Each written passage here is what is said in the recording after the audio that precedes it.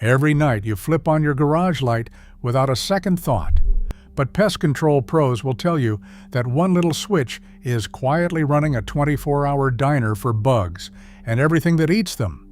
That warm glow spilling out under your garage door is basically a neon open sign for the insect world.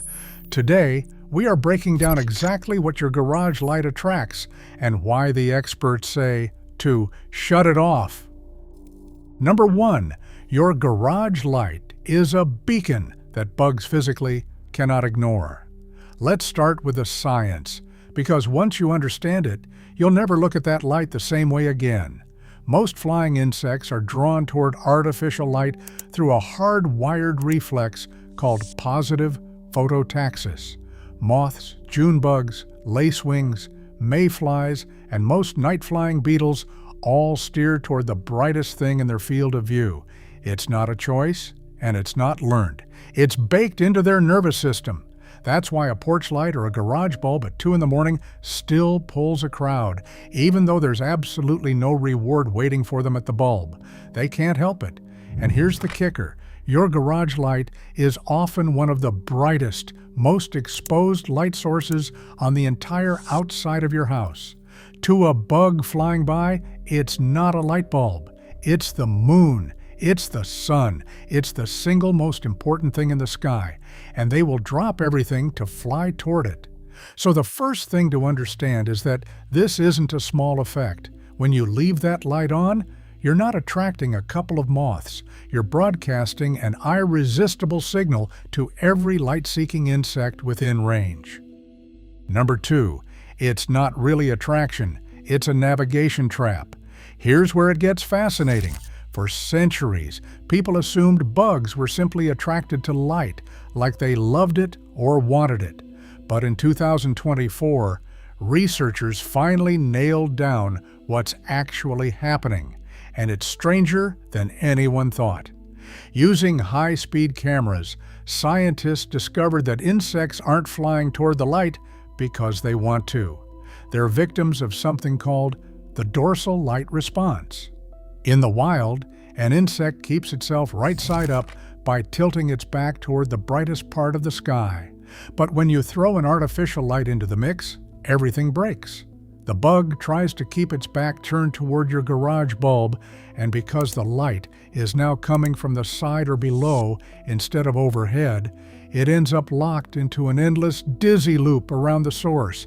It literally can't fly straight anymore. It's trapped, circling and circling, stalling in midair, completely disoriented. So your garage light isn't just calling bugs in, it's scrambling their sense of up and down and holding them hostage right at your doorstep.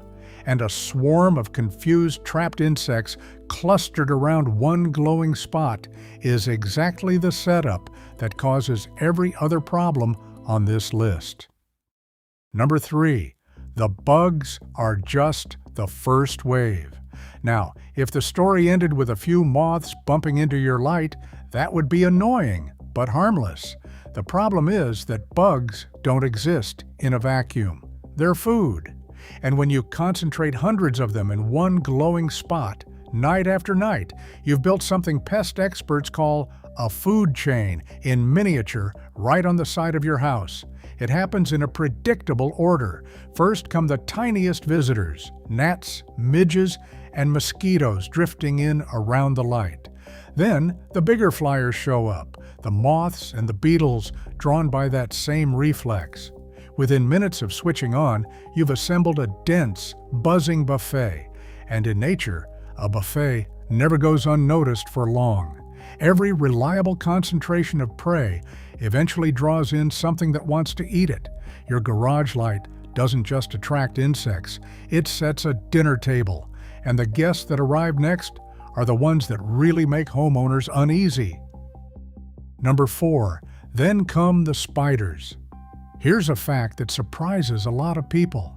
Spiders aren't actually attracted to light at all. They don't care about the glow one bit.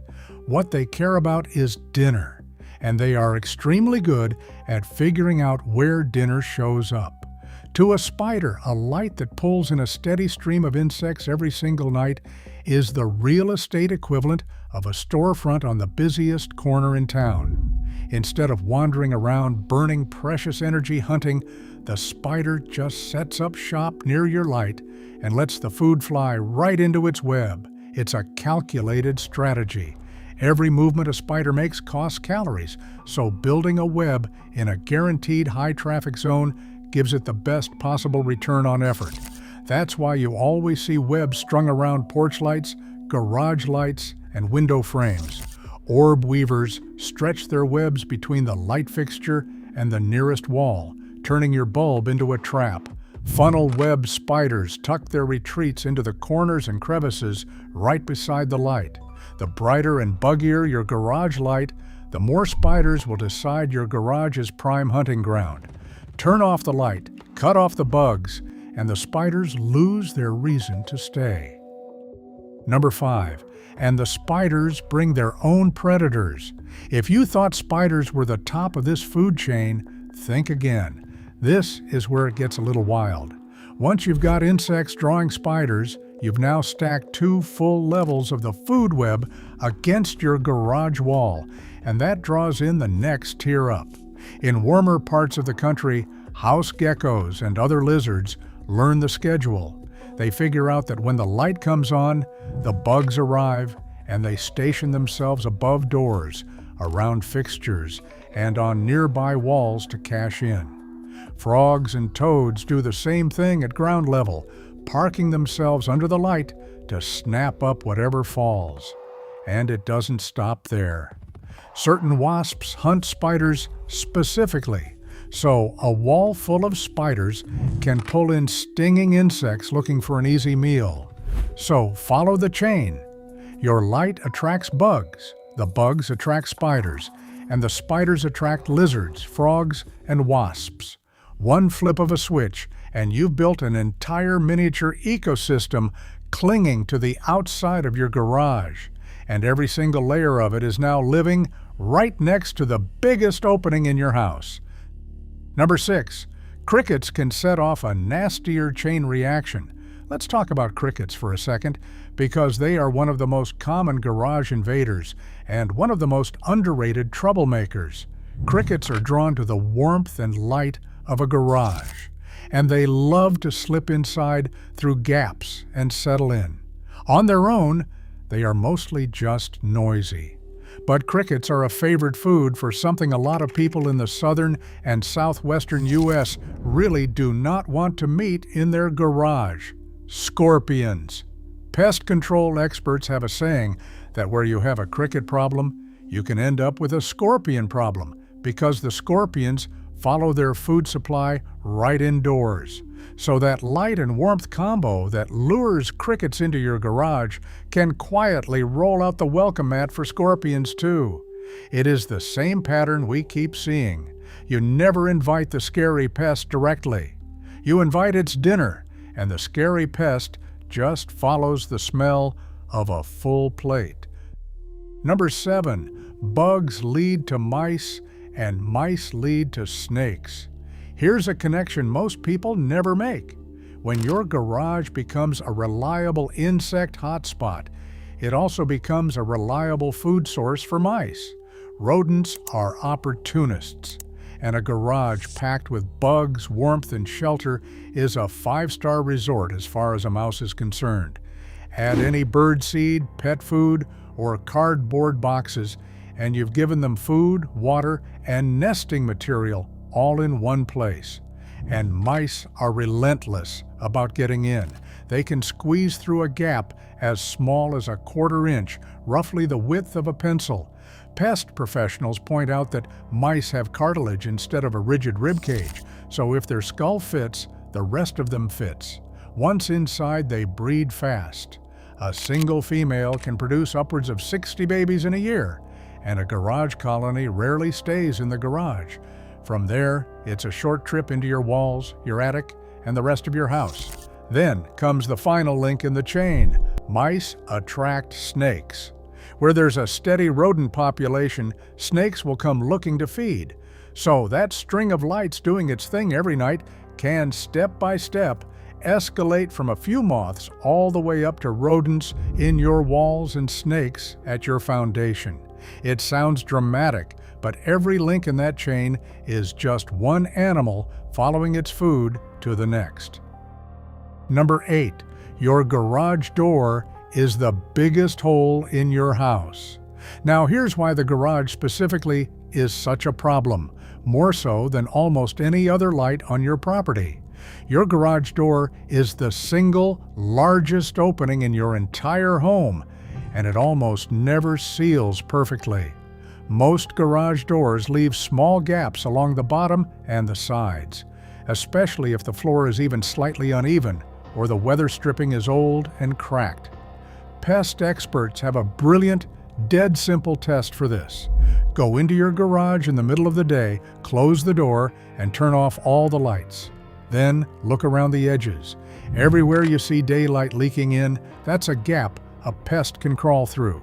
If light can get out, bugs and mice can get in. Now put those two facts together.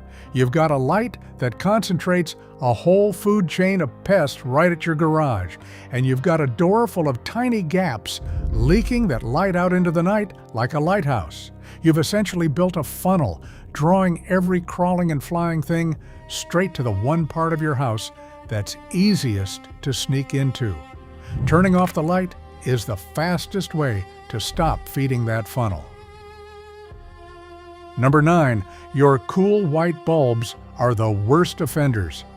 If you're going to have any light out there at all, the color matters enormously, and most people get it exactly backwards. Here's the deal. Nocturnal insects see short wavelengths best. That means ultraviolet, blue, and cool, bright white light act like a dinner bell they can detect from a long way off. Longer wavelengths, the warm yellows, ambers, and oranges, are much harder for them to see. Many insects can't see red at all, so those crisp, bright, daylight bulbs a lot of us install in garages for better visibility, rated around 5,000 Kelvin or higher, those are packed with blue-rich light, and they are absolute magnets for bugs. A warm white bulb in the 2,700 to 3,000 Kelvin range gives off far less of the blue light insects lock onto, so it draws a fraction of the crowd. There's a great real-world example of this. A grocery chain in Florida was fighting off clouds of flying insects swarming their entryway. They'd installed bright, cool white LED floodlights. When they switched to warm white LEDs, they reported roughly a 65% drop in visible bug activity within a couple of months, and complaints about bugs at the door dropped to almost nothing. Same building, same location, just a warmer bulb. Number 10. Even bug lights lose to a simple warm bulb. You've probably seen those yellow bug light bulbs at the hardware store and figured that's the answer. Here's a surprising twist that even researchers didn't fully expect. In a well-known experiment, an ecologist tested a whole lineup of common outdoor bulbs to see which drew the fewest insects. The worst, by a mile, was the old-fashioned incandescent bulb. But the winner, the one that attracted the fewest bugs of all, wasn't even the dedicated yellow bug light. It was a plain warm-colored LED. The warm LED actually beat the bug light that was specifically marketed to keep insects away. The reason comes down to what's inside. Old incandescent and halogen bulbs pump out ultraviolet light and a lot of heat, both of which insects love.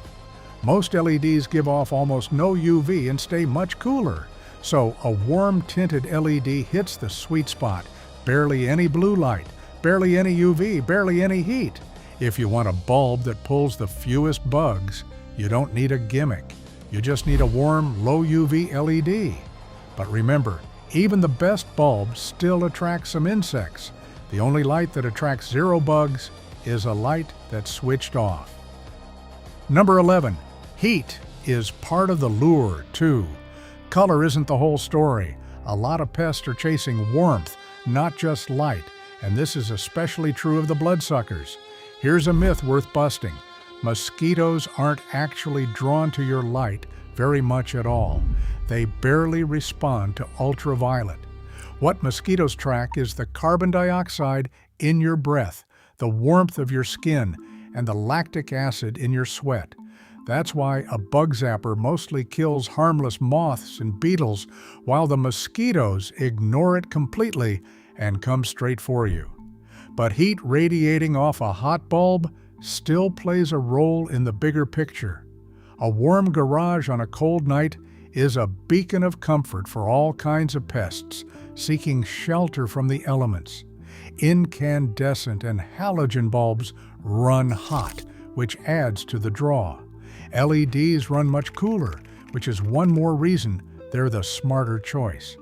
And it's another reason the garage in particular is such a magnet. It's warm, it's sheltered, it's protected from wind and rain and predators. And when the light's on, it's glowing like a campfire in the dark. Number 12, leaving it on all night multiplies everything. Here's a habit that quietly makes every single problem on this list worse: leaving the garage light burning all night long.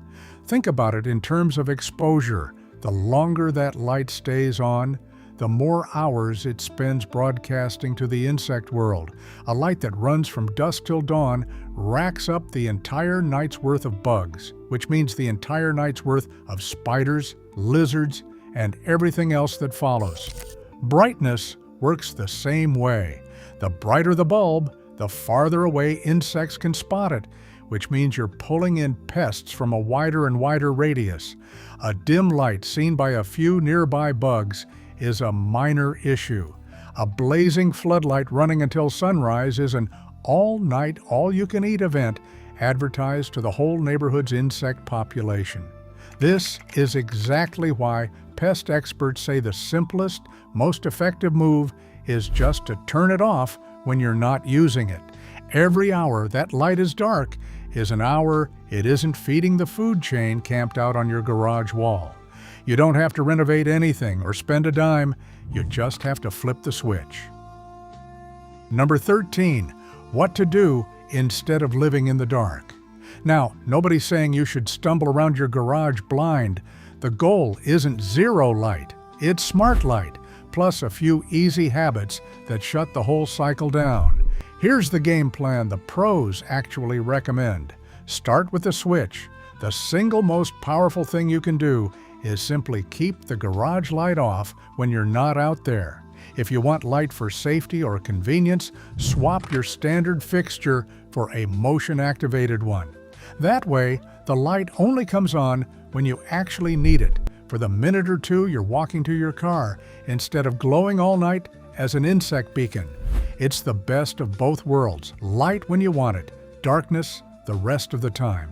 Next, fix your bulbs. Trade out any cool white or daylight bulbs for warm white LEDs in that 2,700 to 3,000 Kelvin range, or go all the way to amber if you don't mind the tint. Aim fixtures downward and use only as much brightness as the space really needs. A shielded fixture that hides the bulb from view overhead makes a big difference too. Then seal the garage up. Remember that lights off test? Close the door, kill the lights, and mark every spot where daylight sneaks through. Install a fresh door sweep or a threshold seal along the bottom to close the gap where mice and crickets march in. For rodents, stuff any small gaps tightly with steel wool since they can't chew through it, and use caulk or expanding foam for the cracks. Just skip the thin rubber and flimsy screening because mice will gnaw right through those. Finally, cut off the other attractions. Store pet food and birdseed in sealed, hard containers instead of thin bags. Break down and toss the cardboard boxes that make perfect nests, and switch to sealed plastic bins. Sweep up crumbs and spills, keep the trash in a lidded can, and clear away clutter and brush right around the garage. Do those few things, and you pulled the plug on the food, the shelter, and the beacon all at once. Without the buffet, the whole chain of pests simply has no reason to gather at your door. So the next time you reach for that garage light out of habit, Remember what's really on the other side of that glow. Flip it off, throw in a warm bulb and a good door seal, and you'll break the food chain before it ever forms. Give this video a like. If it made you rethink your garage, share it with someone who leaves their light on all night, and subscribe for more simple home tips that actually work. Thanks for watching.